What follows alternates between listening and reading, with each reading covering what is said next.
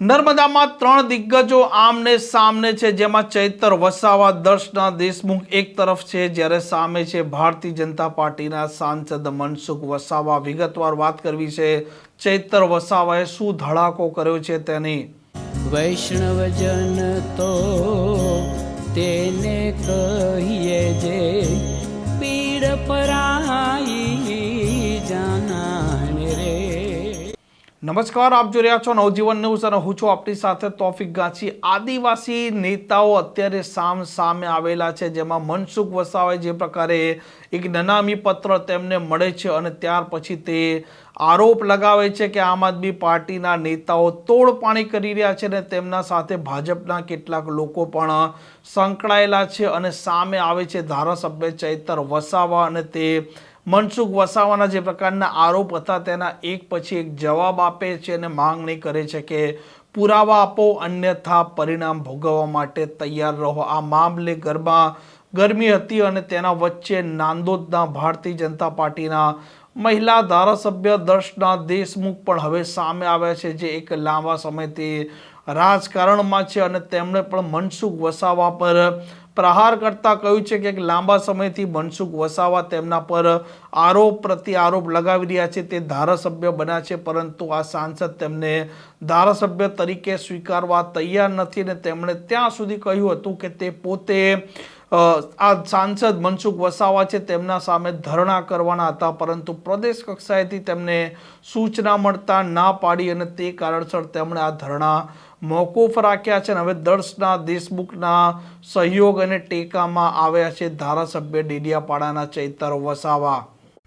આજે નાંદોદના ધારાસભ્ય શ્રી દર્શનાબેન દેશમુખ દ્વારા પ્રેસ કોન્ફરન્સ કરીને થોડા દિવસ પહેલા ભરૂચના સાંસદ મનસુખભાઈ વસાવા દ્વારા એમના પર ભ્રષ્ટાચારના આરોપ લગાવવામાં આવ્યા હતા, એનો ખુલાસો માંગવામાં આવ્યો છે અને પુરાવા સાથે એનો ખુલાસો મળે, નહીં તો મનસુખભાઈ વસાવા જાહેરમાં માફી માંગે, નહીં તો માનહાનિનો દાવો કરવા સુધીની ચીમકી એમણે ઉચ્ચારેલી છે.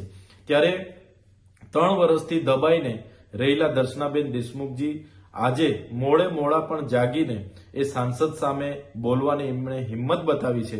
એમને હું અભિનંદન આપું છું. અને જે પ્રકારે મનસુખભાઈ વસાવાની વૃત્તિ રહી છે, ભૂતકાળમાં અહીંના ધારાસભ્ય હર્ષદભાઈ વસાવા હોય, શબ્દશરણ તડવી હોય, ઝઘડેના ધારાસભ્ય છોટુભાઈ વસાવા હોય, રીતેશભાઈ દેશમુખ હોય કે ગણપતભાઈ વસાવા હોય કે બીજા ભાજપના ઘણા નેતા હોય, બધા જ લોકો પર હાવી થવાનો એમનો સ્વભાવ રહ્યો છે. છેલ્લા 3 વર્ષથી એમને અમે સહન કરીએ છીએ. દરેક મિટિંગોમાં અમને નીચું દેખાડવાના પ્રયાસો કરે છે, અધિકારીઓને તતડાવી નાખીને દબાવી દેવાના પ્રયાસો થાય છે. અમારા આયોજનો અમે આપીએ એ આયોજનો નામંજૂર કરાવી દે છે. પોતાના જ બધા આયોજનો મંજૂર કરાવવાના અને પોતાનું કીધેલું જ થાય એ પ્રકારના અધિકારીઓ પર રૂબાબ જમાવવામાં આવે છે. ત્યારે મનસુખભાઈને અમે કહીએ છીએ કે જનતાએ અમને પણ ધારાસભ્ય તરીકે મત આપીને એમનું પ્રતિનિધિત્વ કરવા માટે મોકલેલા છે. ત્યારે તમે સાંસદ છો, અહીંનું પ્રશાસન સાથે હાથે મળીને કઈ રીતના કામ થાય. તમે ભરૂચના સાંસદ છો તો ભરૂચ પણ જાઓ, ત્યાંના પ્રશાસન સાથે મળીને, ધારાસભ્યો સાથે મળીને કઈ રીતના કામો થાય એ દિશામાં તમારે વિચારવાનું હોય છે.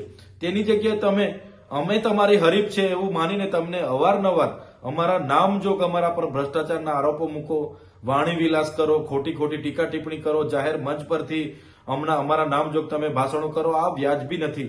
બધી જ બાબતોમાં રાજનીતિ નથી હોતી. બધા જ ધારાસભ્ય તમારા કેલાથી દબાય એવા નથી.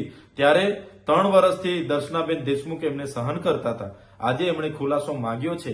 ત્યારે હું અપેક્ષા અમે રાખીએ છીએ, ગુજરાતની જનતા જાણવા માંગે છે કે મનસુખભાઈ વસાવા આવનારા દિવસોમાં જે દર્શનાબેન દેશમુખ અને બીજા લોકો પર આક્ષેપો કર્યા છે એ ભ્રષ્ટાચારના પુરાવા રજૂ કરે, કાં તો જાહેરમાં આવીને માફી માંગે, નહીં તો આવનારા દિવસોમાં લીગલી પ્રોસેસ એમના પર બધા જ કરવા તૈયાર છે એવું અમારા પર માહિતી છે અને એમની કાર્યવાહી થશે એવું અમે બધા માનીએ છીએ.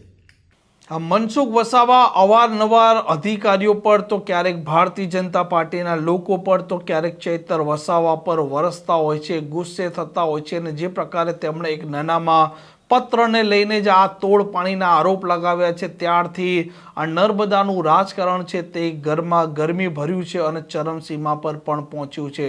આ પ્રકારના સમાચાર માટે નવજીવન ન્યૂઝની ચેનલ સાથે જોડાયેલા રહો. નમસ્કાર.